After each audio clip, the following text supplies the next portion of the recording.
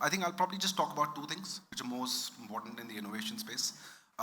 Everybody's talking about the big ends of the town, having big GCC. Whenever we're talking about a GCC, we think about a Fortune 100 organization sitting in the States and having a GCC here. I think the trend's changing drastically. So we are talking about mid-sized organizations sitting in the States and wanting to open up GCCs in the tier 2 cities. Like Sir said, Bhubaneswar, Indore, Lucknow.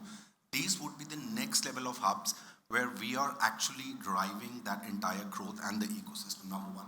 Number two is that entire space of consulting, the know of Grant Thornton, multiple of them. We are joining hands together because what we've realized is that not anybody and everybody would have all the skill sets. So we are joining hands to target clients and attract clients. So you would have all seen consulting versus consulting fights and all of that stuff. So that's going to be going. One, tier 2 cities is the next hub for mid-sized GCC, and obviously consulting joining hands to target more clients. I think that's the probably. So before you head off, I'm going to start the last question here. What's your one bold prediction for GCCs in 2030? I think probably I'll look for the tier 2 cities giving competition to tier 1, because from the rising inflation, the best level of staff would kind of, I wouldn't say best, but I think a lot of staff would probably move from tier 1 to tier 2. So you'll have a bit of issues around that. Got it. Okay, perfect. Thank you so much. Thank you, Rohan. Thank you for your time. So I'm going to, again, in the interest of time, I know I'm rushing it, but we need to help the US IBC folks keep on track. Just one thing. Yeah, I'm going to ask all of you the same question. Achha, same question. Yes. One intervention. I wanted to inform Rahul Sharma ji. I am seeing Mr. Rajiv Kushu from Texas Instruments here.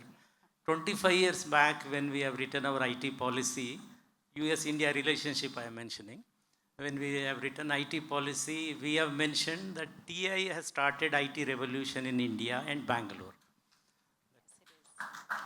I think this marks your 25th anniversary, 40th anniversary actually, TI. I think this year. TI, yes.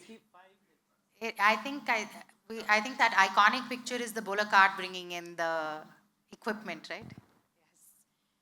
Great. No, thank you, sir. So that I'd like to ask you, sir, as well. What is your prediction for GCCs and engineering R&D for 2030?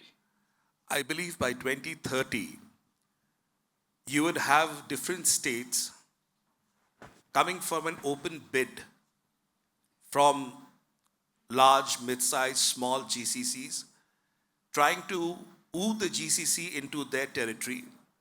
It is not only going to be competitive, it's going to be political as well. As a politician, I must tell you that.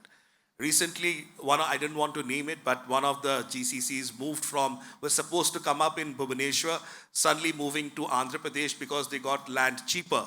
And that's raised a storm. 99 paisa. 99. I didn't want to go there, but just for the fact is that you're going to see not only 2030, much before that, there's going to be a lot of competition.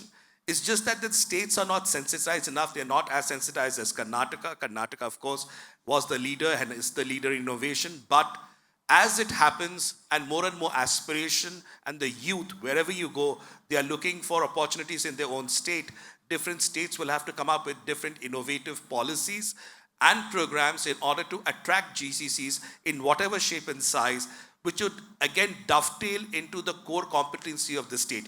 30 seconds and I'll close. Like my state has some of the most richest mineral resources, whether it's iron ore, coal, bauxite, etc. So probably GCCs working in the area of mining and related would find a natural fit into a state like Odisha or a state like Jharkhand. So you can also look at it sectorally, and we'll of course look at it competitively. Sir, I thought you'd say unified policy 2030.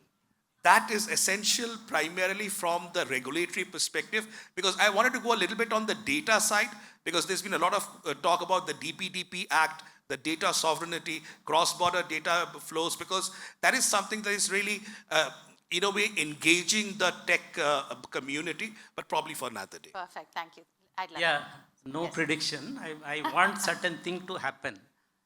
Our GCC policy first in the country, we say, and our aim is that we should get 500 more GCCs, $50 billion additional contribution, and 3.5 lakhs employment in GCCs by 2029 or 2030. So I want at least 1/3 of that to happen beyond Bangalore. Earlier we used to say tier 1, tier 2 cities, but we changed that. Now we call it beyond Bangalore. So no prediction. I want one third of this at least to happen beyond Bangalore, in Mysore, Mangalore, and other places. Sir, can I ask, beyond Bangalore is Telangana, AP, Bhubaneswar also, no? No. Beyond Bangalore in Karnataka. In No, Karnataka. earlier we used to say tier 1, tier 2 cities, but we felt why a city should be called tier 2. So we started saying beyond Bangalore. No, I agree. We've been working very closely with the government as well. And like you very rightly mentioned, it's extremely progressive. And the intent is to build a rich ecosystem, which there is a right fit. Mr. Vyom, we'd love to hear your thoughts.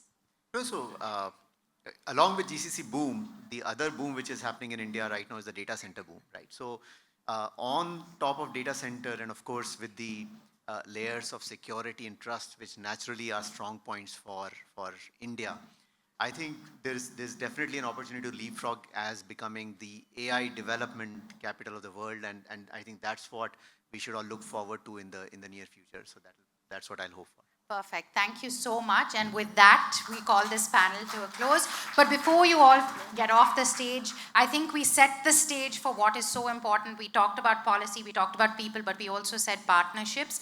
I think USIBC has been playing such a pivotal role in being able to drive those conversations. And they have formally launched a work group. So I'd like to invite Aditya Kaushik, who is the Senior Director of USIBC, to launch formally the USIBC India Innovation Bridge Work Group. Sirs, may I request you to just pick up one copy. Thank you, everyone. Thank you, Nitika, for a wonderful panel discussion on GCC. So it is in this spirit that we are proud to launch the US-India Innovation Bridge, a working group to connect CTOs and R&D ecosystem. It's going to be a strategic initiative designed to shape the future of global operations and innovation hubs. So with this, I'd like our panelists to unveil this innovation bridge and our charter. Thank you.